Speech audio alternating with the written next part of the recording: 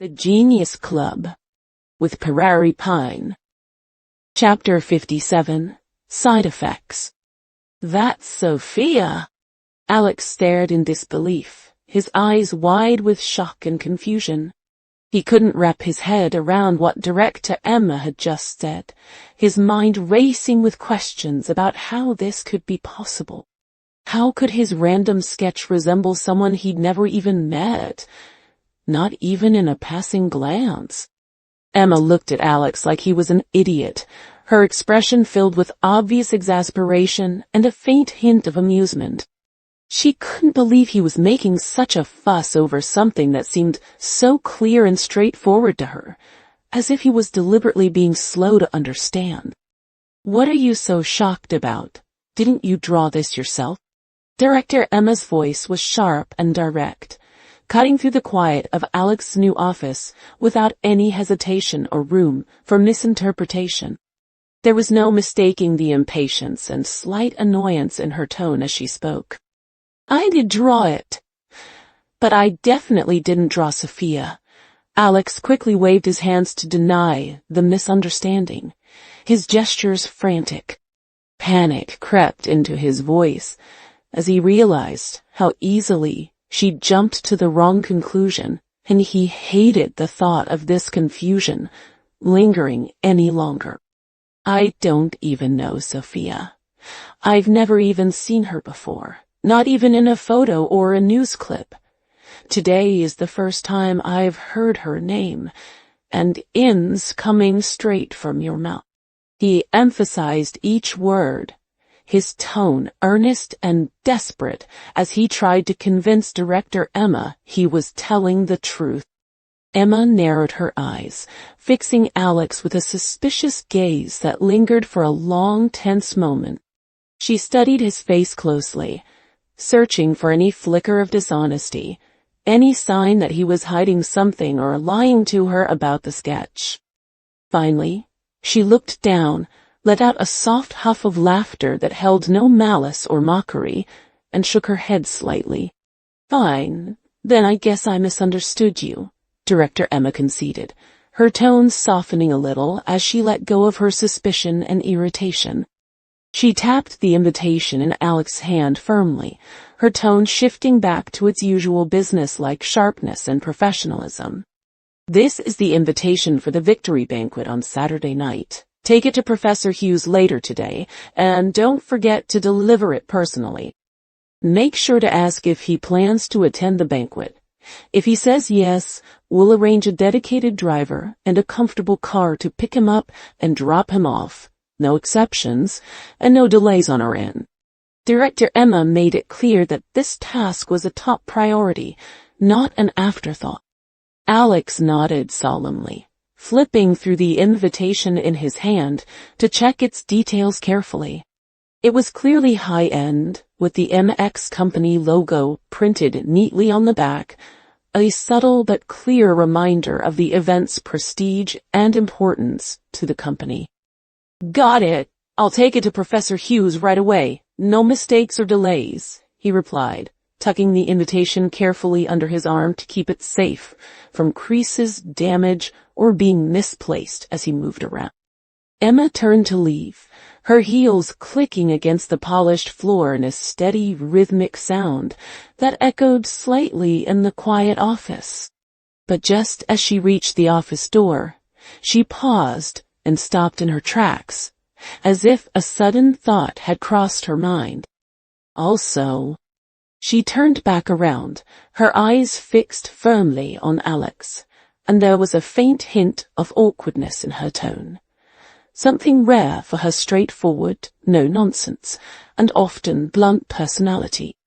"While I don't encourage office romances here at MX Company, we do have quite a few nice, down-to-earth girls on staff. If you really plan to start dating someone, you might want to be more realistic about your choices," Director Emma said plainly. Alex was left speechless, his mouth hanging open for a moment as he processed her words and the implication behind them. So Director Emma thought he had a crush on Sophia. The misunderstanding was absurd, and he couldn't believe she'd jumped to that conclusion so quickly. He quickly folded up the sketch paper and stuffed it into the black notebook on his desk, as if hiding it would put an end to the awkward misunderstanding once and for all. He had no desire to deal with any more unnecessary speculation about his personal life. "I really don't have that kind of feeling, Director Emma. This was just a random sketch. I haven't drawn in a long time, so I wanted to practice my skills a little to get back into it." He spoke quickly, hoping to put the uncomfortable conversation to rest. "If you think they look alike, it's purely a coincidence. Nothing more, nothing less. There's no hidden meaning behind the drawing, no secret crush, I swear." He emphasized his sincerity, not wanting Director Emma to think he was lying to avoid the topic. Emma said nothing more, just closed her eyes and nodded slowly, as if she was choosing to take his word for it. For now, at least. "Fine. Get back to work, Alex," Director Emma said, her tone neutral once again, free of any awkwardness or irritation. She gave him one last look, one that held unspoken meaning, as if reminding him to focus on his work rather than unrealistic fantasies, and then walked out of the office, closing the door gently behind her and leaving Alex alone with his thoughts. Sigh. Alex sank into the comfortable sofa in his office, pressing a hand to his forehead in frustration, slight embarrassment. He couldn't believe he'd been misunderstood like that, all over a simple sketch he'd done just to practice his drawing skills. When Emma had left, she'd told him to get back to work, but the look in her eyes had said it all. "Don't waste your time on unrealistic fantasies, Alex. Focus on what's in front of you and your job." "Is it really that similar?" Alex muttered to himself, still in disbelief as he thought about the sketch he'd drawn. He was 100% certain he had never met Sophia in his life, not even briefly or in passing. Oh, wait a minute. There was one time, just one single time. A while ago, he'd caught a distant glimpse of a girl at EC University's gate, but the moment had been so brief that he barely registered her presence. But because of the angle and the distance, the girl had her back to him the entire time. Other than her bouncy, voluminous high ponytail that swayed as she walked, he hadn't seen anything else clearly. No face, no features, no distinguishing marks. They're not identical twins. How could they look exactly the same? Cece and Sophia are 600 years apart, dozens of generations removed from each other in the family line. Alex frowned deeply as he tried to make sense of the bizarre coincidence. Alex thought hard, his mind racing with possibilities as he tried to connect the dots between Cece and Sophia. He suddenly thought of the hibernation chamber. Could that be the mysterious link between the two girls? But in the future world where Cece lives, there's no such thing as a hibernation chamber at all. Logically, there's no way Sophia could hibernate for 600 years to reach that distant time. Before he'd renamed Kike Cat to Ryan Cat, there had been no Ryan Cat in his dreams. Only Cake Cat, his old companion. That small, seemingly insignificant detail had stuck with him. A quiet clue he couldn't ignore or brush off. So even if Ethan invented the hibernation chamber tomorrow, it couldn't explain why Cece had appeared in his dream yesterday. Time didn't work that way. The future couldn't be altered before the change itself happened. The butterfly effect from a timeline change couldn't appear in a future that existed before the change itself. That went against all logic and reason, and Alex knew there had to be another explanation for the connection. But nothing in life was absolute. There was always a chance he was missing something. A small piece of the puzzle he hadn't yet found that would make everything make sense and tie all the loose ends together. I should confirm the facts first before jumping to conclusions, Alex decided, nodding to himself as he made up his mind firmly. He needed to find out the truth, one way or another, no matter how long it took or how much effort it required. Whether he asked CC about her fragmented memories or tried to see Sophia in person to compare their appearances, he knew this wasn't as simple as it seemed. There was something deeper, more mysterious going on beneath the surface. Maybe the fragmented, not her own memories CC had talked about were the key to unlocking everything, the missing piece that would answer all his questions and solve the strange mystery of their resemblance. He stood up from the sofa, grabbing the invitation he needed to deliver to Professor Hughes from the desk. The card wasn't sealed with wax, so it could be opened easily if he wanted to double-check the details once more. Alex flipped open the folded card, scanning the text inside quickly to confirm the information. It was a standard invitation template, with Professor Hughes's name prominently displayed at the top, making it clear who it was intended for. Further down the card, the time and the location of the banquet were marked in bold, so there would be no mistake. 8:30 p.m. the day after tomorrow, at Victoria Hall in East Sea City, a prestigious venue for important events. I should hurry and deliver this to Professor Hughes.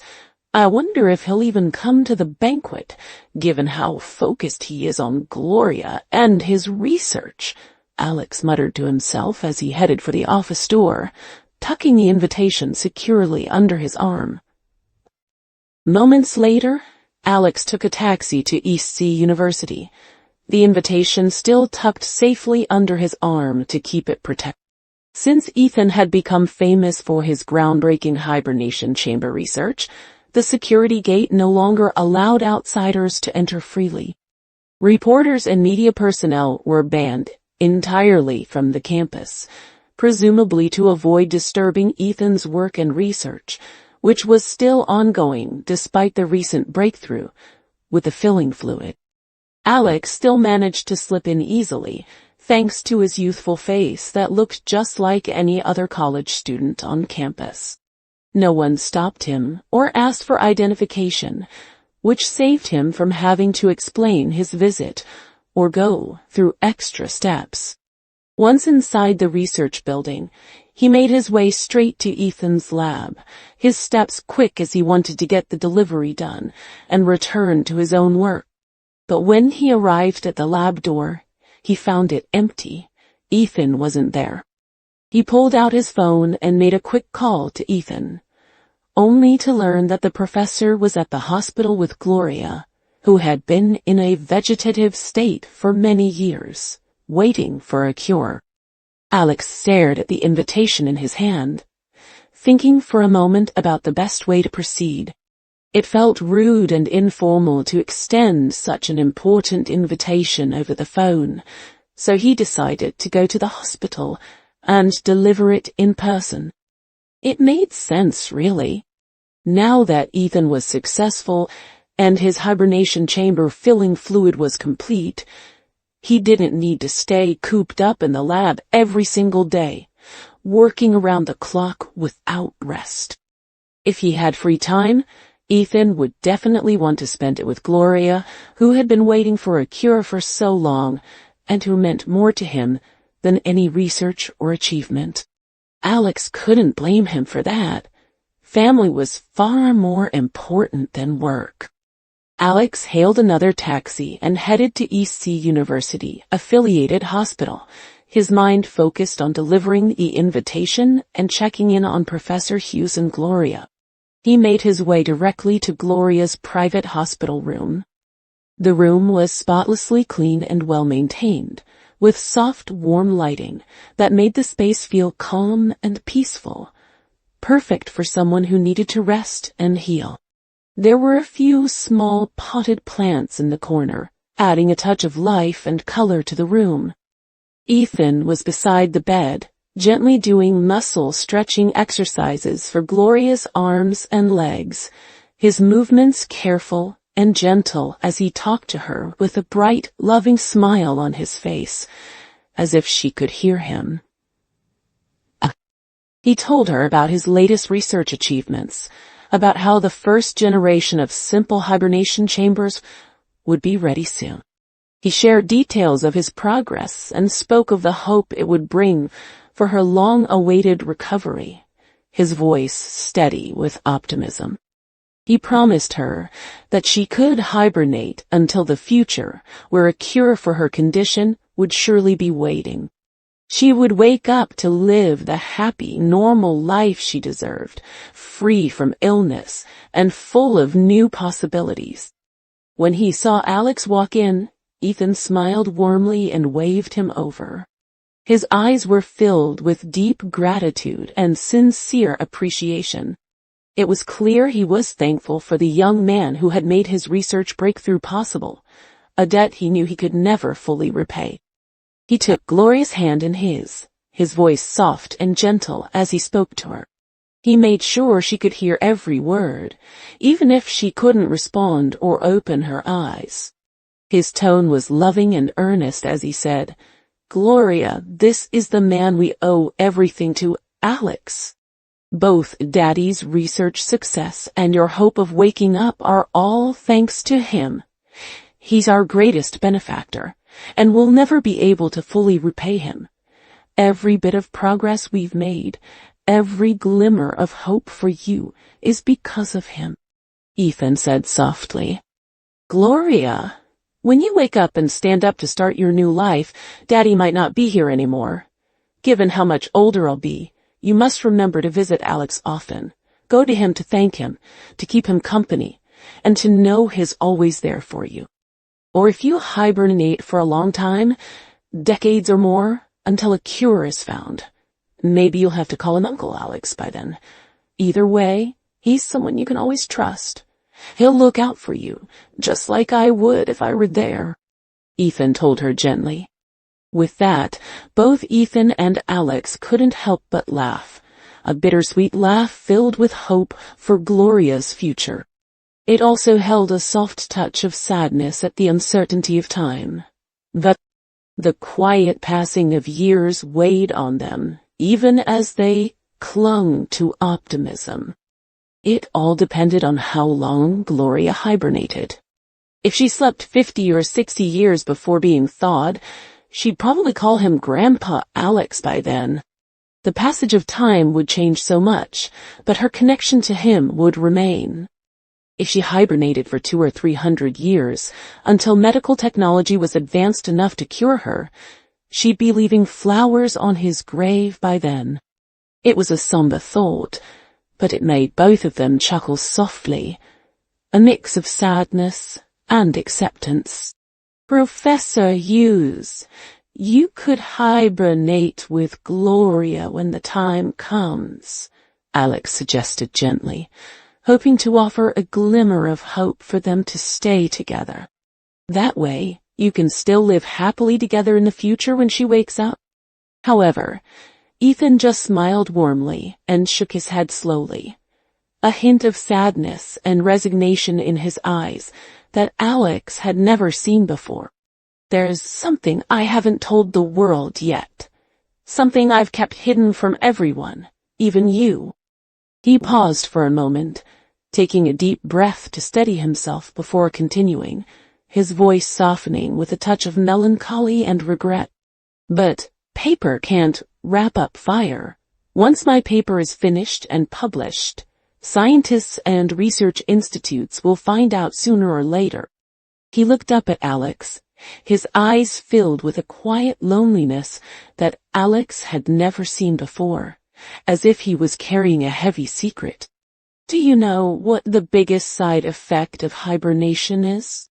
Professor Hughes asked, his voice barely above a whisper.